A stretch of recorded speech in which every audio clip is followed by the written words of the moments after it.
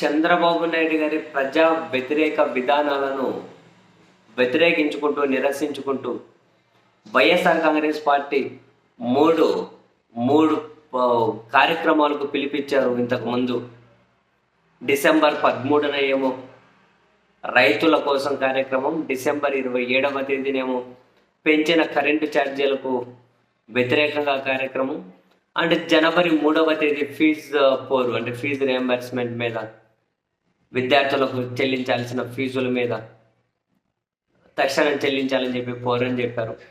మొదట రైతు సమస్యల మీద, నెక్స్ట్ కరెంట్ సమస్యల మీద కలెక్టర్ని ఎగ్జిక్యూట్ చేసుకుంటూ వచ్చారు. అండ్ జనవరి 3న జరగాల్సిన ఫీజు పోరు జనవరి 29కి వాయిదా వేశారు. ఇప్పుడు జనవరి 29వ తేదీ నుంచి ఫిబ్రవరి 5వ తేదీకి వాయిదా వేస్తున్నట్లు వైసీపీ ప్రకటించింది. ఫిబ్రవరి 5వ తేదీన విద్యార్థులు వాళ్ళ తల్లిదండ్రులతో కలిసి ఫీజు పోరు నిర్వహిస్తాం, అన్ని జిల్లాల్లో కలెక్టర్ కార్యాలయాల వద్ద ఇవి నిర్వహిస్తాం, తర్వాత కలెక్టర్లకు రిప్రజెంటేషన్ ఇస్తాము అని వైసీపీ ప్రతినిధులు మీడియా ముఖంగా ప్రకటించారు.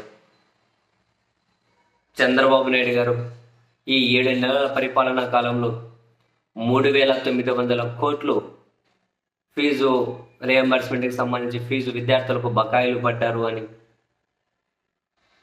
వాళ్లకు చెల్లింపులు చేయకపోయేసరికి వాళ్ళు చాలా ఇబ్బందుల్లో ఉన్నారు అని, తక్షణం 3,900 కోట్లు రిలీజ్ చేయాలి అనే డిమాండ్తో వైఎస్ఆర్ కాంగ్రెస్ పార్టీ ఈ ఫీజు పోరు నిర్వహించబోతోంది. బహుశా వాళ్ళ అధినేత జగన్మోహన్ రెడ్డి గారి నెల 29వ 30వ వస్తారు. ఆయన వచ్చిన తర్వాత ఈ కార్యక్రమం చేస్తే బాగుంటుంది అని చెప్పి ఏమైనా భావించారేమో. అందుకే మళ్ళీ ఈ నెల 29వ నుండి ఫిబ్రవరి 5వ తేదీకి వాయిదా వేసినట్లున్నారు.